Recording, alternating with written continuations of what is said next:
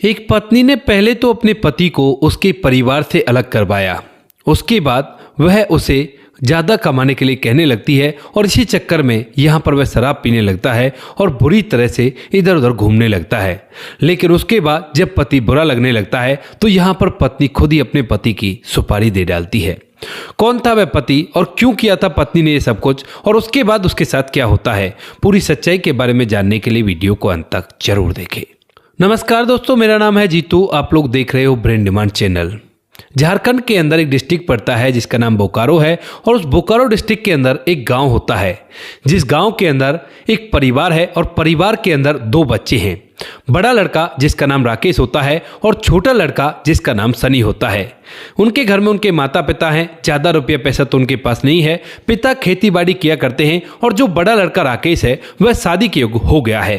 तो यहाँ पर जब राकेश शादी के योग्य हो जाता है तो उसके बाद माता पिता सोचने लगते हैं कि क्यों ना अब बच्चे की शादी करा दें। तो यहाँ पर उसी वजह से बच्चे की शादी करवा दी जाती है और शादी उसकी हो जाती है एक लड़की से जिस लड़की का नाम होता है बरखा। बरखा जो कि देखने में काफ़ी ज़्यादा खूबसूरत थी और यहाँ पर राकेश भी ठीक ठाक ही था। तो दोनों की शादी हो गई थी और शादी होने के बाद बरखा दुल्हन बनकर घर के अंदर आ जाती है। अब शादी के कुछ दिनों तक तो सब कुछ ठीक रहता है और यहाँ पर जो राकेश होता है वह पैसे कमा कमा कर अपने परिवार को दिया करता और परिवार उसी तरह से चलता है जिस तरह से एक जॉइंट फैमिली चला करती है। यहाँ पर कोई भी कैसी भी दिक्कत नहीं थी, सभी लोग एक साथ रह रहे थे और अच्छी तरह से समय बीत रहा था। लेकिन धीरे धीरे जैसे शादी को 6 महीने बीतते हैं तो 6 महीने बाद यहाँ पर बरखा को लगने लगता है कि ये लोग तो घर में ही खेती बाड़ी का काम किया करते हैं और बाहर से तो मेरा पति ही कमाया करता है, क्योंकि जो पैसे कमाया करता था वही पैसों से घर के और काम हुआ करते थे। और बरखा को लगने लगता है कि अगर मैं अलग से रहने लगूं तो जीवन और भी अच्छी तरह से व्यतीत हो जाएगा और कोई भी कैसी भी दिक्कत नहीं होगी। इसी वजह से यहाँ पर जो बरखा है वो घर के अंदर लड़ाई करने लगती है। अब जो बरखा जब घर के अंदर लड़ाई करती है तो यहाँ पर कई बार उसके माता पिता उसे समझाने लगते हैं, यानी कि जो राकेश के माता पिता होते हैं वह समझाते हैं कि बेटी ऐसा मत करो, परिवार का महत्व हुआ करता है। लेकिन यहाँ पर बरखा किसी की भी एक बात सुनने के लिए तैयार नहीं होती है। इसके बाद जब इन लड़ाइयों को चलते हुए कुछ ज़्यादा ही दिन बीत जाते हैं तो यहाँ पर जो राकेश होता है वह समझ जाता है कि आखिर ये लड़ाई किस वजह से हो रही है, क्योंकि पत्नी उसे बार बार बता दिया करती थी और स्टार्टिंग में तो वो उससे मना करता है, कहता है कि नहीं, परिवार से अलग नहीं होना और कोई बात नहीं, पैसे ये खर्च कर लिया करते तो कोई बड़ी बात नहीं है। लेकिन बरखा उसकी तरफ होकर ही उसे समझाया करती है और कहा करती है कि देखो ना, तुम कितना पैसा कमाया करते हो, दिन भर रात भर घर से बाहर रहा करते हो और तुम्हारा परिवार घर के अंदर बैठा बैठा उन पैसों को उड़ाया करता है। तो ये बिल्कुल भी ठीक नहीं है, तुम अलग हो जाओ। कम से कम इन पैसों को हम तो अपने पास रख सकते हैं और अच्छी तरह से अपने जीवन को व्यतीत करेंगे।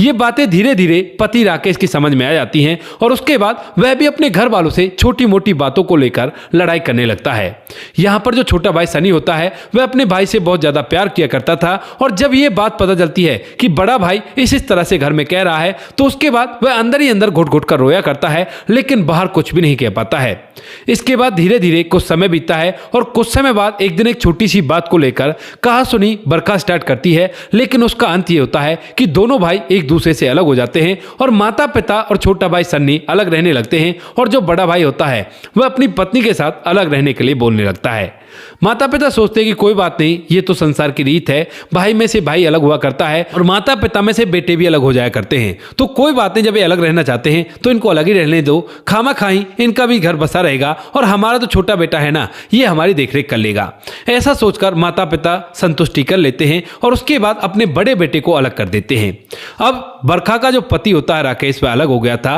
और उसके बाद जब वह कमाने के लिए जाता है तो यहाँ पर अब पैसे आया करते हैं और उन पैसों से बरखा घर के अंदर ढेर सारे सुख सुविधाओं के ऐसे सामान कर लेती है जिनसे उनका खर्च काफी ज्यादा बढ़ जाता है। यानी कि पहले जब वो घर में रहा करते थे तो घर के अंदर कोई कूलर एसी भी नहीं था, लेकिन जब लोग यहाँ पर आ जाते हैं तो उसके बाद जो बरखा होती है वो अपने लिए एसी लगवा लेती है और ढेर सारे ऐसे सामान कर लेती है जिन सामानों का बिल भरने की वजह से उनके पास जितने भी पैसे आया करते हैं वो सारे के सारे जो पैसे होते हैं वह खर्च हो जाया करते हैं जो भी वह कमाया करता है।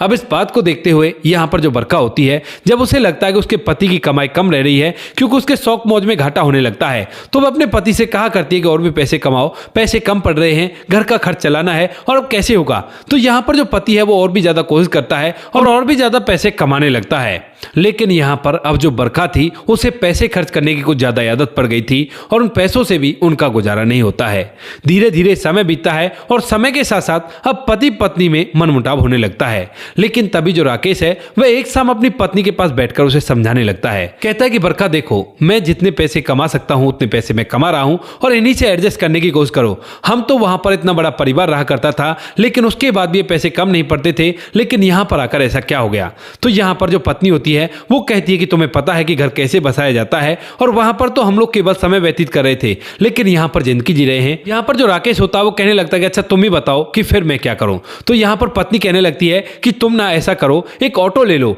और सुबह सुबह उस ऑटो को स्कूल में लगा लेना और उस स्कूल में लगाने के बाद बच्चों को स्कूल छोड़ने के बाद अपने ट्रक पर चले जाया करना और इस तरह से दोनों काम एक साथ में निपट जाएंगे। अब ये बात सुनकर यहां पर जो राकेश होता है वह कहता है कि ठीक है, ये काम तो मैं कर दूंगा क्योंकि ये तो मेरे बस का है, लेकिन ये बताओ कि पैसे कहां से आएंगे क्योंकि हमारे पास तो एक भी पैसा नहीं है। तो वो कहने लगती है कि पड़ोस का जो दिनेश प्रॉपर्टी डीलर है वह पैसे ब्याज पर दिया करता है, तो उसी से ब्याज पर ले लो पैसे, धीरे धीरे जब हमारे पास हो जाएंगे तो उन पैसों को चुका दिया जाएगा। अब इस बात को सुनकर यहां पर जो राकेश होता है वह अपनी पत्नी के कहे अनुसार वही काम करता है और उसके बाद सब कुछ ऐसे ही होने लगता है। यहां पर वह उस प्रॉपर्टी डीलर के पास जाता है और उससे पैसे मांगने लगता है। तो वो कहता है कि भाई देखो, पैसे तो मैं दे रहा हूं, लेकिन ब्याज टाइम पर आना चाहिए और जितने दिनों के लिए बोला है उतने दिन में पैसे मिल जाने चाहिए। तो वो कहता है कि ठीक है साहब, मिल जाएगा, आप मुझे पैसे दे दीजिए। और इसके बाद यहां पर जो राकेश होता है उन पैसों से एक ऑटो खरीदता है और उस ऑटो को सुबह सुबह तो स्कूल के बच्चों को स्कूल तक पहुंचाया करता है और उसके बाद ट्रक लेकर ट्रक चलाया करता है।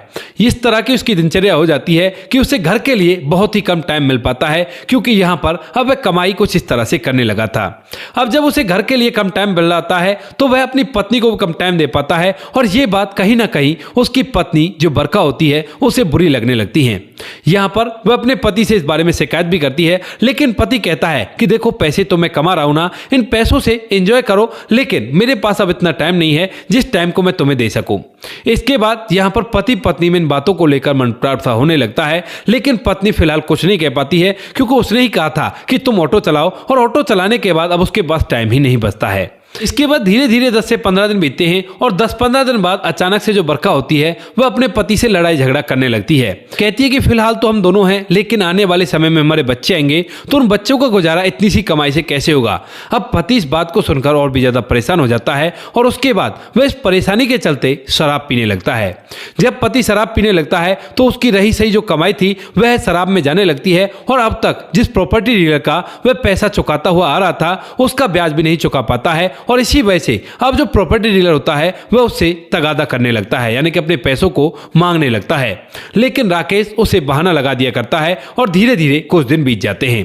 कुछ दिनों बाद यहां पर जो राकेश होता है उससे अपनी नजरें बचाने लगता है और उसको कहीं पर भी नहीं मिलता है और कभी कभार उसका सामना भी हो जाया करता, तो कहता है कि घर आकर बात करूंगा, मैं अभी तो मैं कहीं काम से जा रहा हूं। इसी बात को देखते हुए जो प्रॉपर्टी डीलर दिनेश होता है वह एक दिन राकेश के घर आ जाता है और जैसे वो राकेश के घर आता है तो यहां पर उसकी पत्नी घर के अंदर मिलती है और वह आया तो था तगादा करने के लिए, लेकिन उसकी पत्नी की खूबसूरती को देखकर एकदम से निशब्द रह जाता है और बड़े ही प्यार से उसे तगादा करने लगता है। यहाँ पर जो बरखा होती है वो भी इस बात को भांप जाती है और वह अब इस बात का फायदा उठाती है। यहाँ पर वह उससे मीठी मीठी बातें करती है और मीठी मीठी बातें करके दोनों के बीच में अवैध प्रेम प्रसंग बनने लगते हैं।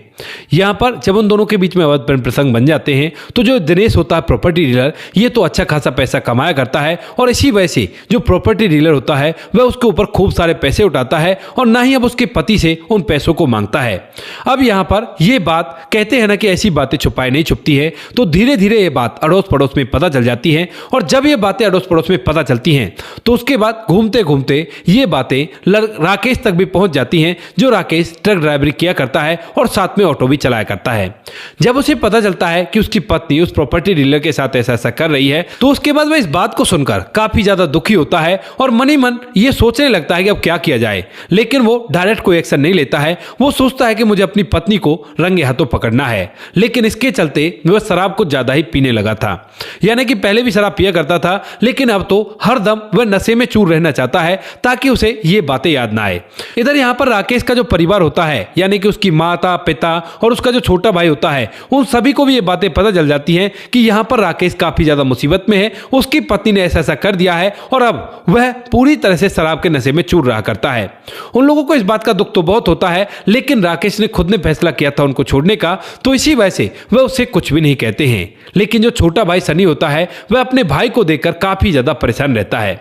इसके बाद धीरे धीरे समय बीतता है और समय के साथ साथ यहाँ पर राकेश एक दिन प्लान बनाता है अपनी पत्नी को रंगे हाथों पकड़ने का। पड़ोस के एक व्यक्ति से वह कहता है कि भाई देख, तुझे तो पता है कि मेरी जिंदगी कैसे चल रही है, क्या तू मेरी एक मदद कर सकता है? तो वो कहता है कि हाँ भाई बता, क्या मदद करनी है? तो वो कहता है कि देख, मैं ना घर से निकलूंगा और अगर वो प्रॉपर्टी डीलर मेरे घर के अंदर आए तो मुझे फोन करके बता देना। इस बात को सुनकर वो कहता है कि ठीक है भाई, कोई दिक्कत नहीं, मैं तो तुम्हें बता दूंगा मुझे कौन सी प्रॉब्लम है। इसके बाद यहाँ पर जो राकेश होता है एक दिन सुबह उठकर कहने लगता है कि ठीक है, मैं ट्रक पर जा रहा हूं और अब शायद 2 से 3 दिन के बाद लौटूंगा। इस बात को सुनकर यहां पर पत्नी जो होती है वह अब उससे कुछ भी नहीं कहा करती, ना तो लड़ाई झगड़ा किया करती है और चुपचाप हंसी खुशी घर के अंदर रहती है। वो कहती है कि ठीक है जाओ, कोई भी दिक्कत नहीं है, घर पर तो मैं देख लूंगी और कैसी भी परेशानी नहीं है। इस बात को सुनकर यहाँ पर जो राकेश होता है वह अपने घर से तो निकल जाता है, लेकिन जैसे घर से निकलता है तो थोड़ी दूर जाकर वेट करने लगता है कि पड़ोस के व्यक्ति का फोन उसके पास कब आता है। तकरीबन 2 घंटे बाद पड़ोस का व्यक्ति उसके पास फोन करता है और कहता है कि तुम्हारे घर के अंदर अभी अभी वो प्रॉपर्टी डीलर गया है। इसके बाद यहाँ पर जो राकेश होता है वह फौरन से वापस से अपने घर पर पहुंचता है और अपनी पत्नी और प्रॉपर्टी डीलर को रंगे हाथों घर के अंदर पकड़ लेता है। यहाँ पर जो प्रॉपर्टी डीलर होता है वह तो उसे धक्का देकर वहां से भाग जाता है, लेकिन राकेश जो होता है वह अपनी पत्नी के ऊपर हाथ उठा देता है और बुरी तरह से उसके ऊपर पिटाई लगा देता है। यहाँ पर यह बात भी चारों तरफ फैल गई थी कि पत्नी को पकड़ लिया है पति ने, तो उसके बाद यहाँ पर जो बरखा होती है वह चुपचाप रह जाती है और कुछ भी इस बारे में नहीं कह पाती है। लेकिन यहाँ पर जो प्रॉपर्टी डीलर होता है वह उसके बाद से अपने पैसों का तगादा करने के लिए उसके दरवाजे पर आया करता और जोर जोर से चीख चीख कर कहा करता कि मेरे पैसे दे दे वरना मैं तुम्हें इस दुनिया से विदा कर दूंगा। इस बात को सुनकर यहाँ पर जो राकेश होता है वो कहता है कि ठीक है, मैं जल्द से तुम्हारे पैसे लौटा दूंगा और कोई भी दिक्कत नहीं है, लेकिन बार बार मेरे घर पर मत आओ क्योंकि मैंने तुम्हें काफी सारा ब्याज दे चुका हूं। अब यहाँ पर प्रॉपर्टी डीलर उसे धमका कर चला जाता है और धीरे धीरे समय बीतता है। समय के साथ साथ ये बातें परिवार तक भी पहुंचती हैं, लेकिन वो करे भी तो क्या करें। लेकिन इधर यहाँ पर जो बरखा होती है अब वह दिनेश से नहीं मिल पाती है, प्रॉपर्टी डीलर से, और इसी वजह से उसे अपने पति से एक अजीब सी नफरत होने लगती है।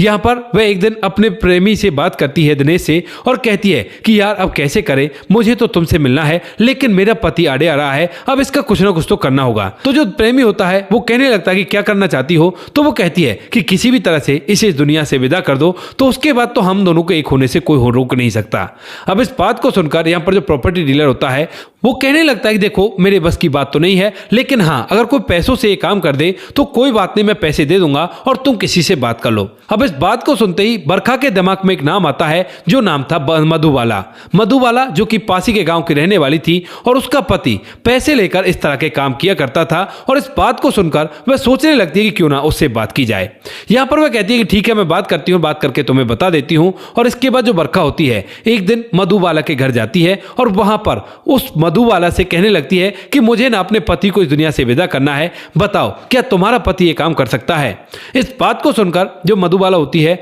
वह कहती है कि काम तो कर देगा लेकिन तुम्हें 2 लाख रुपए देने होंगे। तो यहाँ पर जो बरखा होती है वो कहती है कि कुछ कम करो। तो ये बात तय हो जाती है 1,60,000 रुपए में, और 1,60,000 रुपए में जब ये बात तय हो गई थी तो उसके बाद यहाँ से जो बरखा होती है वह उन्हें एडवांस भी दे देती है, क्योंकि उसने प्रॉपर्टी डीलर से बात की थी और उसने उसे 20,000 रुपए दे दिए थे। तो उसके बाद जब उनके पास एडवांस हो जाता है तो मधुबाला का जो पति पंकज होता है जो कि इसी तरह के कार्य किया करता है और बहुत ज्यादा इन कामों में सम्मिलित होता है, कई सारे मुकदमे उसके ऊपर चले हुए हैं और उसे कोई फर्क नहीं पड़ता इन चीजों से। वह क्या करता है, वह राकेश से नजदीकियां बढ़ाने लगता है। उससे पहले तो दोस्ती करता है और दोस्ती करने के बाद उसके साथ घूमने फिरने लगता है। अब राकेश चूंकि शराब पिया करता था और उसके साथ बैठकर शराब वगैरह पीने लगता है। अब ये बातें कहीं से उसके भाई सनी को पता चल जाती हैं, और जब सनी ये देखता है कि राकेश के साथ पंकज रहा करता है जो क्योंकि पड़ोस के गांव का है और अपराधी किस्म का व्यक्ति है, तो उसके बाद उसे अपने भाई का डर होने लगता है क्योंकि उस पंकज के बारे में उसे भली भांति पता था, हालांकि राकेश उसके बारे में अच्छी तरह से नहीं जानता था। तो उसके बाद वह अपने भाई का पीछा करने लगता है और हर जगह उस पर निगाह रखा करता है। धीरे धीरे इन बातों को कुछ दिन बीतते हैं और कुछ दिनों बाद तक जो छोटा भाई होता है उसे पता चल जाता है कि उसके बड़े भाई को इस दुनिया से विदा करने की प्लानिंग चल रही है। यहाँ पर वह इस बात से काफी ज्यादा डर जाता है, लेकिन फिर वो सोचता है कि कैसे भी करके भाई को तो बचाना ही है और इसी वजह से अपने कुछ साथियों से बात करता है और उसके साथी भी उसका साथ देने के लिए तैयार हो जाते हैं। यहाँ पर उन्हें पता था कि कब पंकज और उसका भाई मिला करते हैं और कहां पर कुछ गलत हो सकता है। तो यहाँ पर उसका जो भाई होता है वो पास ही के एक नहर के किनारे बैठकर अक्सर पंकज के साथ शराब पिया करता था और उस जगह को वो टारगेट कर लेते हैं क्योंकि यह अपने भाई से बात करना भी चाहता है और कई बार इसने कोशिश भी की है, लेकिन इसका भाई राकेश इससे बात तक नहीं करता है और चुपचाप ऐसे निकल जाया करता है क्योंकि पत्नी ने पहले ही दोनों भाइयों के बीच में ऐसी दरार डाल दी है जो दरार भर पाना बड़ा ही मुश्किल होता है। इसके बाद एक शाम की बात होती है जब राकेश और पंकज बैठकर वहां पर शराब पी रहे थे और वह अपने लिए तो शराब के पैक छोटे बनाता है, लेकिन राकेश के लिए काफी बड़े पैक बनाता है और जब वह पूरी तरह से नशे में धुत हो जाता है तो उसके बाद एकदम से खड़ा होकर उस पर हमला ही करने वाला था, लेकिन उतनी देर में यहाँ पर जो उसका छोटा भाई सनी होता है वह अपने दोस्तों के साथ वहीं पर था और वह इस बात को पहले ही भांप जाता है और भांपने के बाद फौरन से उसे पकड़ लेता है।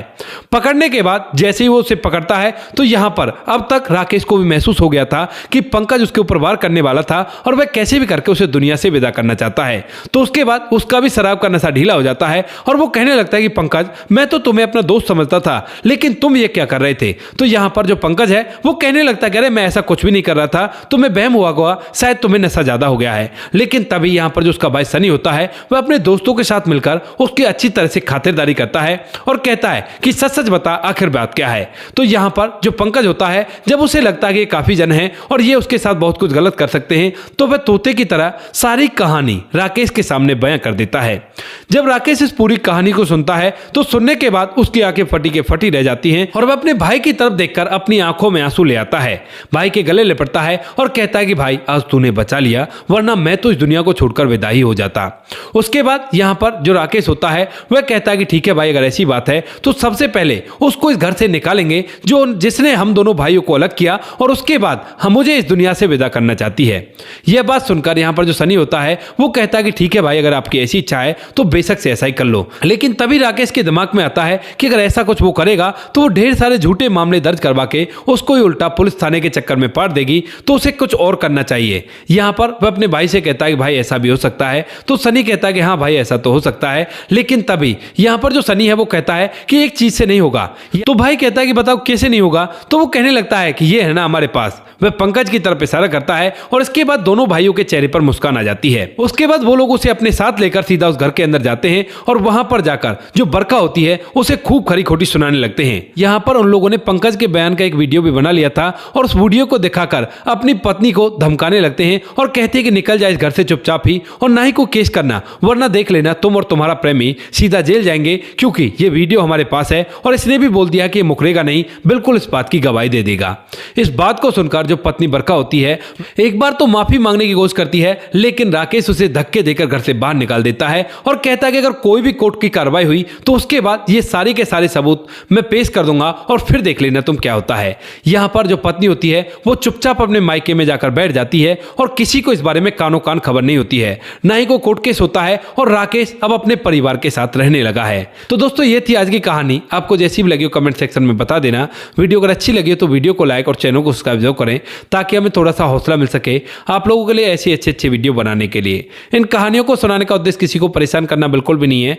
ये कहानी आपको इसलिए सुनाई जाती है ताकि आप लोग इन कहानियों में से कुछ ना कुछ सीख सको और अपने जीवन में उस चीज को अप्लाई कर सको। मिलते हैं किसी नेक्स्ट वीडियो नए टॉपिक के साथ, तब तक के लिए जय हिंद, जय भारत, जय हिंदुस्तान।